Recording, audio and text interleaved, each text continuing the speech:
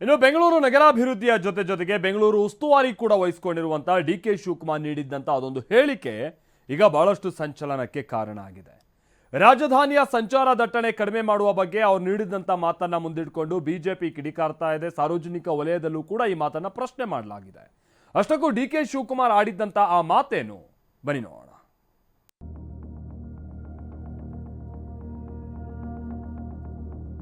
ಬೆಂಗಳೂರು ಅಂದದ ಊರು, ಸುಂದರ ನಗರ. ಬರೀ ದೇಶವಾಸಿಗಳಿಗಲ್ಲ, ವಿದೇಶಿಗರಿಗೂ ಅಚ್ಚುಮೆಚ್ಚು. ಇಲ್ಲಿನ ಆಹ್ಲಾದಕರ ವಾತಾವರಣದಿಂದ ತನ್ನತ್ತ ಎಲ್ಲರನ್ನೂ ಸೆಳೆಯುತ್ತೆ. ಆದ್ರೆ ವೇಗವಾಗಿ ಬೆಳೆಯುತ್ತಿರುವ ಬೆಂಗಳೂರಿನಲ್ಲಿ ರಸ್ತೆ ಅಧ್ವಾನ, ಟ್ರಾಫಿಕ್ ಸಮಸ್ಯೆಯಿಂದ ಬ್ರ್ಯಾಂಡ್ ಬೆಂಗಳೂರನ್ನ ಬಿಜೆಪಿ ನಾಯಕರು ಬ್ಯಾಡ್ ಬೆಂಗಳೂರು ಅಂತಿದ್ದಾರೆ. ಬೆಂಗಳೂರು ಮಹಾನಗರದಲ್ಲಿ ಗುಂಡಿ ಮುಚ್ಚೋದಕ್ಕೆ ಸಾಧ್ಯ ಆಗ್ತಾ ಇಲ್ಲ. ಟನಲ್ ರೋಡ್ ಬಗ್ಗೆ ಮಾತನಾಡ್ತಾ ಇದ್ದಾರೆ. ಅಧಿಕಾರದಲ್ಲಿ ಎಷ್ಟು ಲೂಟಿ ಹೊಡಿಬೇಕು ಅನ್ನೋದಕ್ಕೆ ಆದ್ಯತೆ ಕೊಟ್ಟಿದ್ದಾರೆ ಹೊರತು ಬೆಂಗಳೂರು ಸುಧಾರಿಸಬೇಕು ಅನ್ನುವಂತ ಇಚ್ಛಾಶಕ್ತಿ ಅವರಿಗಿಲ್ಲ. ಎಲ್ಲಿವರೆಗೂ ಇವರು ಬೆಂಗಳೂರು ಅಭಿವೃದ್ಧಿ ಸಚಿವರು ಇರ್ತಾರೆ ಅಲ್ಲಿವರೆಗೂ ಬೆಂಗಳೂರಿಗೆ ₹1 ಹಣ ಸಿಗಲ್ಲ. ಬ್ರ್ಯಾಂಡ್ ಬೆಂಗಳೂರು ಹೋಗಿ ಬ್ಯಾಡ್ ಬೆಂಗಳೂರು ಆಗಿದೆ ಅಂತ ಅವರೇ ಒಪ್ಕೊಂಡಿದ್ದಾರೆ. ಆ ಭಗವಂತನೇ ನಡೆದು ಬಂದ್ರು 2-3 ವರ್ಷಗಳಲ್ಲಿ ಬೆಂಗಳೂರನ್ನ ಸರಿಪಡಿಸಲಾಗಲ್ಲ. ಇದೇ ಮಾತೀಗ ಬಿಜೆಪಿ ಬತ್ತಳಿಕೆಗೆ ಅಸ್ತ್ರವಾಗಿ ಕೂತಿದೆ. ಹಗ್ಗ ಕೊಟ್ಟು ಕೈ ಕಟ್ಟಿಸ್ಕೊಂಡಂತಾಗಿದೆ ಡಿಸಿಎಂ ಡಿಕೆ ಶಿವಕುಮಾರ್ರ ಇದೇ ಮಾತು. ವಿದಿನ್ 1 year, 2 year, 3 year ಈ ಬೆಂಗಳೂರಿನ ಮೇಲ್ಗಡೆ ಇರುವಂತ ಭಗವಂತ ಕೆಳಗಡೆ ನಡೆದಾಡಿದ್ರು ಏನು ಮಾಡಲಿಕ್ಕೆ ಸಾಧ್ಯ ಅಂತ ಕಷ್ಟ ಇದೆ. ಆ ದೇವರೇ ಬಂದ್ರು ಬೆಂಗಳೂರು ಟ್ರಾಫಿಕ್ ಸಮಸ್ಯೆ ಬಗೆಹರಿಯಲ್ಲ. ಬ್ರ್ಯಾಂಡ್ ಬೆಂಗಳೂರು ಕನಸುಗಾರನ ಎಚ್ಚರಿಕೆಯೋ ಅಸಹಾಯಕತೆಯೋ? ರಾಜಧಾನಿಯಲ್ಲಿ 1,40,00,000 ಜನಸಂಖ್ಯೆ ಇದ್ರೆ 1,10,00,000 ವಾಹನಗಳು ನೋಂದಣಿಯಾಗಿವೆ. ಈ ಪ್ರಮಾಣದಲ್ಲಿ ಬೆಳೆಯುತ್ತಿರುವ ನಗರಕ್ಕೆ 1 ವರ್ಷ, 2 ವರ್ಷ, 3 ವರ್ಷಗಳಲ್ಲಿ ಸರಿಯಾದ ಪ್ಲಾನಿಂಗ್ ಮಾಡದಿದ್ರೆ, ಉತ್ತಮ ಯೋಜನೆಗಳನ್ನ ರೂಪಿಸದಿದ್ರೆ, ಬೆಂಗಳೂರನ್ನ ಭಗವಂತ ಕೆಳಗೆ ಬಂದು ನಡೆದಾಡಿದ್ರೂ ಏನೂ ಮಾಡಲು ಸಾಧ್ಯವಿಲ್ಲ. ಅಂತಹ ಕಷ್ಟವಿದೆ. ಆದ್ರೆ ಮುಂದೆ ಯೋಜನೆಗಳನ್ನ ಸರಿಯಾಗಿ ಮಾಡಬೇಕು ಅನ್ನೋ ಅರ್ಥದಲ್ಲೇ ನಿನ್ನೆ ಬೆಂಗಳೂರು ಉಸ್ತುವಾರಿ ಸಚಿವರಾದ ಡಿಸಿಎಂ ಡಿಕೆ ಶಿವಕುಮಾರ್ ಹೇಳಿದ್ರು.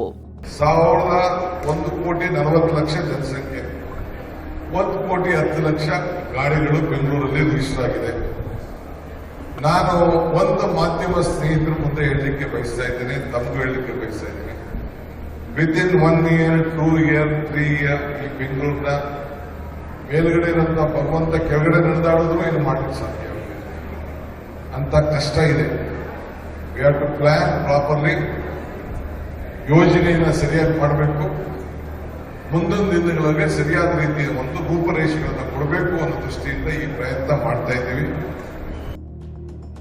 ಸಿಂಗಾಪುರ್ ಮಾಡ್ತೀವಿ ಅಂದ್ರೆ ಬ್ರ್ಯಾಂಡ್ ಅಲ್ಲ, ಇದು ಬ್ಯಾಡ್ ಬೆಂಗಳೂರು. ಡಿಸಿಎಂ ಹೇಳಿಕೆಗೆ ಬಿವೈ ವಿಜಯೇಂದ್ರ, ಆರ್ ಅಶೋಕ್ ಕೆಂಡಾಮಂಡಲ. ಯಾವಾಗ ಡಿಕೆ ಈ ಮಾತು ಹೇಳಿದ್ರೋ ಬಿಜೆಪಿ ನಾಯಕರು ಕೆರಳಿದ್ದಾರೆ. ಬೆಂಗಳೂರಿನಲ್ಲಿ ಒಂದೇ ಒಂದು ಗುಂಡಿ ಮುಚ್ಚಿಲ್ಲ ಅಂತ ವಿಜಯೇಂದ್ರ ಕಿಡಿಕಾರದ್ರೆ, ಸಿಎಂ 8,000 ಕೋಟಿ ಅಲ್ಲ, ₹8 ಸಹ ಕೊಟ್ಟಿಲ್ಲ ಅಂತ ವಿಪಕ್ಷ ನಾಯಕ ಆರ್ ಅಶೋಕ್ ಗರಂ ಆಗಿದ್ದಾರೆ. ಯಾವ ಡಿಕೆ ಶಿವಕುಮಾರ್ ಅವರು ಅಥವಾ ಕಾಂಗ್ರೆಸ್ ಪಕ್ಷದವರು ಬೆಂಗಳೂರನ್ನ ಸಿಂಗಾಪುರ್ ಮಾಡ್ತೇವೆ ಅಂತೇಳಿ ಅಧಿಕಾರಕ್ಕೆ ಬಂದಿದ್ದಾರೆ. ರಾಜ್ಯದಲ್ಲಿ ಅಭಿವೃದ್ಧಿ ಕೆಲಸ ಮಾಡ್ತೇವೆ ಅನ್ಕೊಂಡು ಅಧಿಕಾರಕ್ಕೆ ಬಂದಿದ್ದಾರೆ ಅಂತ ಸಚಿವರ ಬಾಯಲ್ಲಿ ಬಂದಿರತಕ್ಕಂಥ ಮಾತು.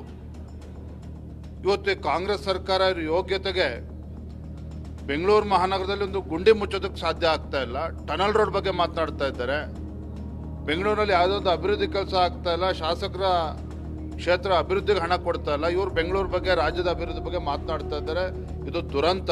ಇಂಥ ಬೆಂಗಳೂರು ಬಗ್ಗೆ ಈ ರೀತಿ ಆ ಡಿಕೆ ಶಿವಕುಮಾರ್ ಅವರ ಹೇಳಿಕೆ ಸಹಜವಾಗಿಯೇ ಸಾಕಷ್ಟು ಜನಕ್ಕೆ ಬೇಸರನ ತಂದಿದೆ. ಸಿದ್ದರಾಮಯ್ಯನವರು ಮುಖ್ಯಮಂತ್ರಿ ಆದಮೇಲೆ ಬೆಂಗಳೂರಿಗೆ ಅನುದಾನನೇ ಕೊಟ್ಟಿಲ್ಲ. ಕಾರ್ಪೊರೇಷನ್ ಅನುದಾನದಲ್ಲೇ ನಡೀತಾ ಇರೋದು. ನಾವಿದ್ದಾಗ ಬೆಂಗಳೂರಿಗೆ ರಾಜ್ಯ ಸರ್ಕಾರದಿಂದ ಪ್ರತಿ ವರ್ಷ 8,000 ಕೋಟಿ ಕೊಡ್ತಾ ಇದ್ವಿ. ಈಗ ₹8 ಇಲ್ಲ. ಅಂದರೆ ಬೆಂಗಳೂರನ್ನು ಏನೇನು ಹಾಳು ಮಾಡಬೇಕು ಅಷ್ಟು ಹಾಳಾಗುವಂಥ ಸ್ಥಿತಿಗೆ ಇವತ್ತು ಯಾರಾದರೂ ತಂದಿದೆ ಅದು ಕಾಂಗ್ರೆಸ್ ಅವರು. ಬ್ರ್ಯಾಂಡ್ ಬೆಂಗಳೂರು ಹೋಗಿ ಈಗ ಬ್ಯಾಡ್ ಬೆಂಗಳೂರು ಆಗಿದೆ ಅಂತ ಅವರೇ ಒಪ್ಕೊಂಬಿಟ್ಟಿದ್ದಾರೆ. ಈಗ ಡಿಕೆ ಶಿವಕುಮಾರೇ ಒಪ್ಕೊಂಡಿದ್ದಾರೆ. ದೇವರೇ ಬಂದರೂ ಉದ್ಧಾರ ಆಗಲ್ಲ ಅಂತ ಹೇಳಿದ್ರೆ, ಅಂದರೆ ಜನಗಳಿಗೆ ಯಾವ ರೀತಿ ಮೋಸ ಮಾಡಬೇಕು ಅನ್ನೋ ಕಲೆ ಕಾಂಗ್ರೆಸ್ ಅವರಿಗೆ ಕರಗತ ಆಗಿದೆ. ಬಿಜೆಪಿ ನಾಯಕರ ಆಕ್ರೋಶ ಇಷ್ಟಕ್ಕೆ ನಿಂತಿಲ್ಲ. ಬೆಂಗಳೂರಿನಲ್ಲಿ ಒಂದಡಿಗೆ 100 ರೂಪಾಯಿ ಲಂಚ ತಗೋ ಅಂತ ಯಾವ ದೇವ್ರು ಹೇಳಿದ್ದಾರೆ ಅಂತ ಸಿಟಿ ರವಿ ಪ್ರಶ್ನಿಸಿದ್ರೆ, ಡಿಕೆ ಉಸ್ತುವಾರಿ ಸಚಿವರಾಗಿರೋವರೆಗೂ ಬೆಂಗಳೂರಿಗೆ ಸಿಎಂ ಹಣ ಬಿಡುಗಡೆ ಮಾಡಲ್ಲ ಅಂತ ಅಶ್ವಥ್ ನಾರಾಯಣ್ ಆಕ್ರೋಶ ವ್ಯಕ್ತಪಡಿಸಿದ್ದಾರೆ. ದೇವ್ರು ಹೇಳಿದ್ದ ಒಂದು ಪ್ಲಾನ್ ಸ್ಯಾಂಕ್ಷನಿಗೆ ಅಡಿಗೆ 100 ರೂಪಾಯಿ ತಗ ಅಂತ? ಯಾವ ದೇವ್ರು ಹೇಳಿದ್ದು? ಅಡಿಗೆ 100 ರೂಪಾಯಿ ಲಂಚ ತಗೊಳ್ಳೋದಕ್ಕೆ ಯಾವ ದೇವರು ಆದೇಶ ಕೊಟ್ಟಿದೆ? ಸುಧಾರಿಸಬೇಕು ಅನ್ನುವಂಥ ಇಚ್ಛಾಶಕ್ತಿ ಇಲ್ಲ. ಉದ್ದೇಶವೇ ಕೆಟ್ಟದಿದ್ರೆ, ಉದ್ದೇಶವೇ ಲೂಟಿ ಹೊಡಿಬೇಕು ಅಂತಿದ್ರೆ ದೇವ್ರೇನು ಮಾಡೋಕ್ಕಾಗತ್ತೆ? ಬೆಂಗಳೂರನ್ನ ಸಮಗ್ರ ಅಭಿವೃದ್ಧಿ ಪಡಿಸ್ಬೇಕು ಅಂತಿದ್ರೆ ಖಂಡಿತವಾಗಿಯೂ ಸುಧಾರಿಸ್ಬೋದು. ಆದರೆ ಉದ್ದೇಶವೇ ಲೂಟಿ ಆದರೆ ಯಾವ ದೇವರು ಏನು ಮಾಡೋಕ್ಕಾಗಲ್ಲ. ಇವ್ರ ಕೈಗೆ ಅಧಿಕಾರ ಸಿಕ್ಬಿಟ್ಟಿದೆ. ಅಧಿಕಾರದಲ್ಲಿ ಎಷ್ಟು ಲೂಟಿ ಹೊಡಿಬೇಕು ಅನ್ನೋದಕ್ಕೆ ಆದ್ಯತೆ ಕೊಟ್ಟಿದ್ದಾರೆ ಹೊರತು ಬೆಂಗಳೂರು ಸುಧಾರಿಸಬೇಕು ಅನ್ನುವಂಥ ಇಚ್ಛಾಶಕ್ತಿ ಅವರಿಗಿಲ್ಲ. ಏನೊಂದು ಮುಖ್ಯಮಂತ್ರಿಗಳು ಉಪಮುಖ್ಯಮಂತ್ರಿಗಳ ಒಂದು ವ್ಯತ್ಯಾಸ. ಇವರಿಬ್ಬರ ಜಗಳದಲ್ಲಿ ಬೆಂಗಳೂರು ಸಂಪೂರ್ಣವಾಗಿ ಕಡೆಗಣಿಸುವಂಥದ್ದಾಗಿದೆ. ರಾಜ್ಯ ಸರ್ಕಾರದಿಂದ ಒಂದು ನಯ ಪೈಸ ಕಾಸನ್ನು ಸಹ ಕೊಟ್ಟಿಲ್ಲ. ಮುಖ್ಯಮಂತ್ರಿಗಳು ಉಪಮುಖ್ಯಮಂತ್ರಿಗಳ ಒಂದು ಗುದ್ದಾಟ ಭಾಳ ಸ್ಪಷ್ಟವಾಗಿದ್ದು ಕಾಣುತ್ತೆ. ಸೊ ಇವ್ರಿಗೆ ಹಣ ಕೊಡಬಾರ್ದು, ಇವ್ರನ್ನ ತೆಗೆದಾಕಬೇಕು ಅನ್ನೋಂಥದ್ದು ಎಲ್ಲ ಒಂದು ಕಡೆ. ಎಲ್ಲಿವರೆಗೂ ಇವರು ಬೆಂಗಳೂರು ಅಭಿವೃದ್ಧಿ ಸಚಿವರು ಇರ್ತಾರೆ ಅಲ್ಲಿವರೆಗೂ ಬೆಂಗಳೂರಿಗೆ 1 ರೂಪಾಯಿ ಹಣ ಸಿಗಲ್ಲ ಅನ್ನೋಂಥದ್ದು ಭಾಳ ಸ್ಪಷ್ಟವಾಗಿ ವ್ಯಕ್ತವಾಗ್ತಿದೆ. ಅದರ ಪ್ರತಿಫಲವಾಗಿ ಬೆಂಗಳೂರಿನ ಈ ಪರಿಸ್ಥಿತಿ ನಿರ್ಮಾಣ ಆಗಿದೆ. ಬ್ರಾಂಡ್ ಬೆಂಗಳೂರಿನ ಕನಸು ಬಿತ್ತಿದ್ದು ಇದೇ ಡಿಸಿಎಂ ಡಿಕೆ ಶಿವಕುಮಾರ್. ಬೆಂಗಳೂರು ನಗರಾಭಿವೃದ್ಧಿ ಜೊತೆಗೆ ಉಸ್ತುವಾರಿ ಕೂಡ ಅವರದ್ದೇ. ಅಲ್ಲದೆ ಡಿಸಿಎಂ ಆಗಿದ್ದಾರೆ. ಸರ್ಕಾರ ಅಧಿಕಾರಕ್ಕೆ ಬಂದು ಇನ್ನೇನು 2 ವರ್ಷವಾಗ್ತಿದೆ. ಸಂಚಾರ ದಟ್ಟಣೆ ಕಡಿಮೆ ಮಾಡಲೆಂದೇ ಸುರಂಗ ರಸ್ತೆ, ಎತ್ತರದ ಕಾರಿಡಾರ್ ಯೋಜನೆಗಳನ್ನ ರೂಪಿಸಲಾಗ್ತಿದೆ.